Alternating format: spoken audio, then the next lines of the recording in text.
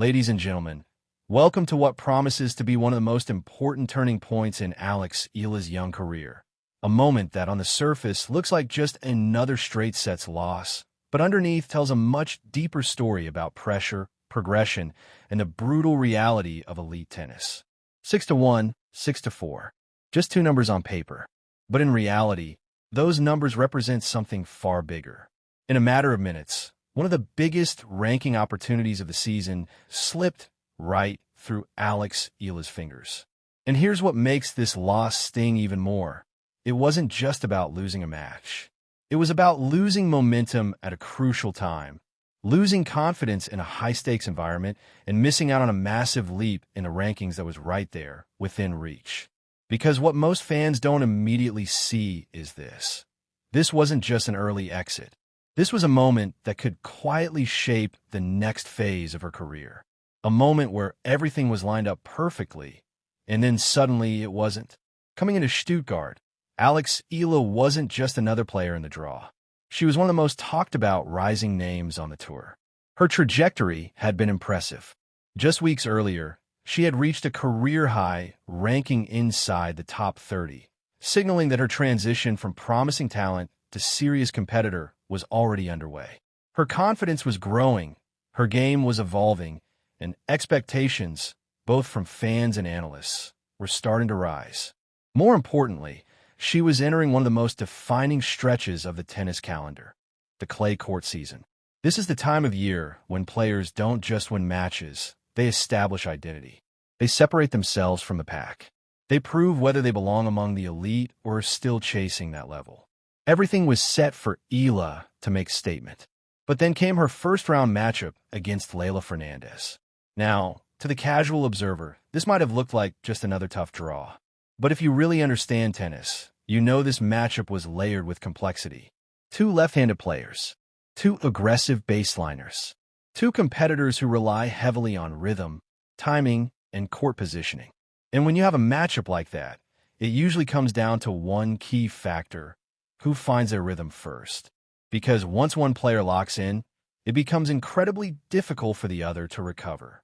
And that's exactly what happened here. From the very first game, Fernandez came out sharp, aggressive, and completely dialed in.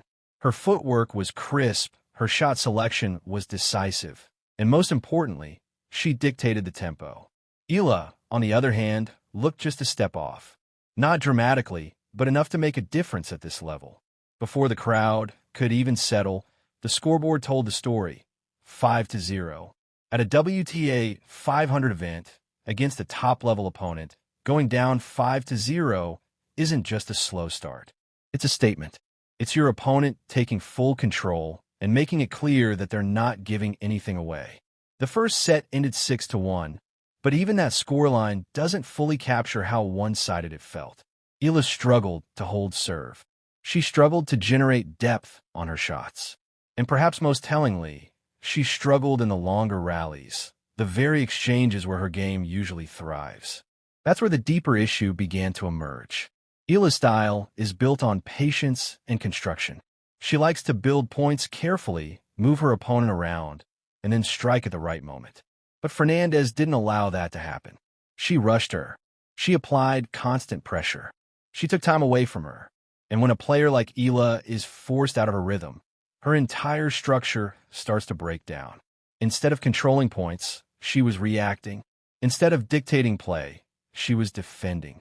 Now, to her credit, the second set showed a different side of her game. There was a noticeable shift. The rallies became longer. The points became more competitive. You could see her trying to adjust, trying to find solutions, trying to regain control. And for a moment, it looked like the match might turn. But once again, Fernandez struck first. She built another lead, this time going up 5-2. And at that point, it felt like the match was slipping away for good. But this is where Eala showed something that doesn't always show up on the scoreboard: resilience. She didn't collapse. She didn't check out mentally. Instead, she fought back. She broke serve. She saved match points. She forced Fernandez to work for every final point. And that matters. Because even on a difficult day, against an opponent who was clearly in control, she showed that she wasn't willing to give up. That kind of mentality is not something you can teach easily. It's something that defines players over time. But here's the hard truth. At this level, resilience alone isn't enough. Fernandez eventually closed out the set 6-4. Match over. Opportunity gone. And now we get to the part that truly defines why this loss matters so much, the consequences. Because this wasn't just about losing a match. It was about what she didn't gain. For her efforts in Stuttgart, Eala walked away with just one ranking point. One, at a tournament where even a single win would have earned her 60 points. Think about that for a moment. 60 points could have pushed her ranking from around world number 45 to approximately 38. That's not just a minor improvement. That's a significant jump. That's the kind of movement that changes everything. Seedings, matchups, confidence, and perception. And it doesn't stop there. If she had made a deeper run, say, reaching the quarterfinals, she could have earned over 100 points.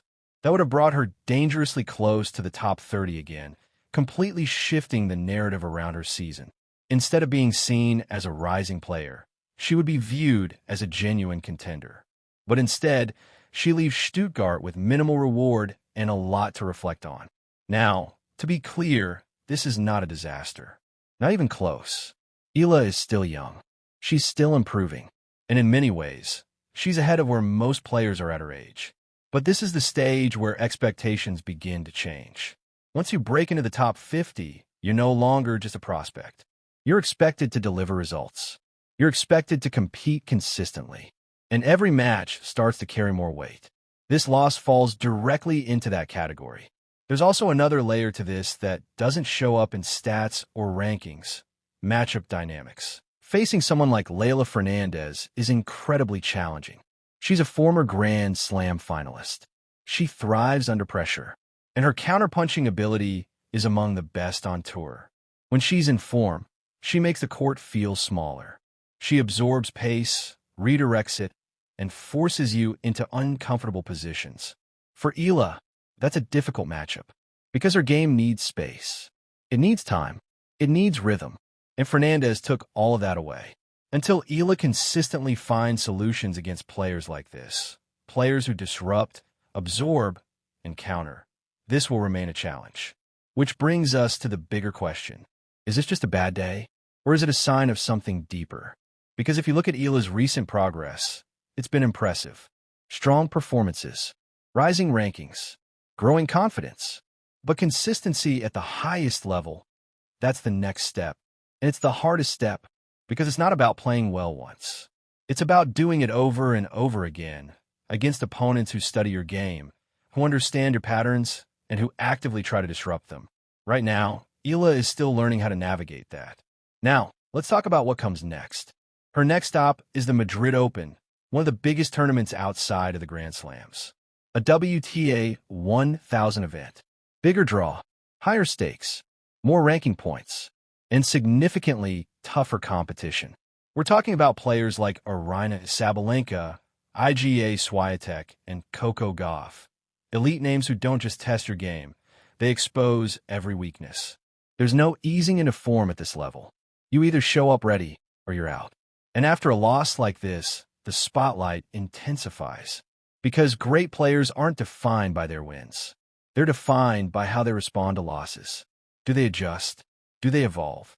Do they come back stronger? Or do they struggle to reset? Madrid will start to answer those questions. Now, here's the honest assessment.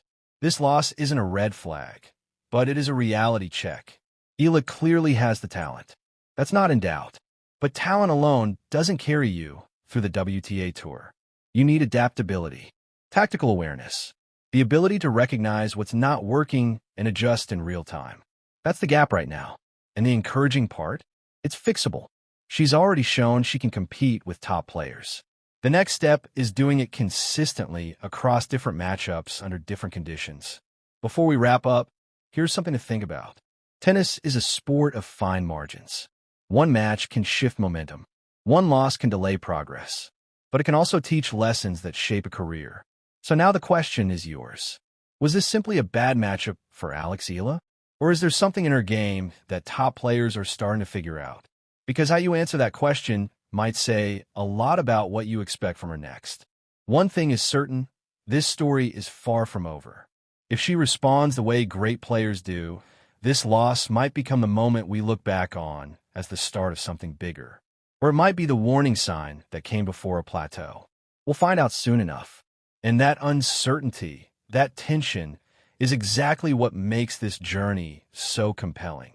If you're here for deep tennis insights, real analysis, and stories that go beyond the surface, this is where every match means more.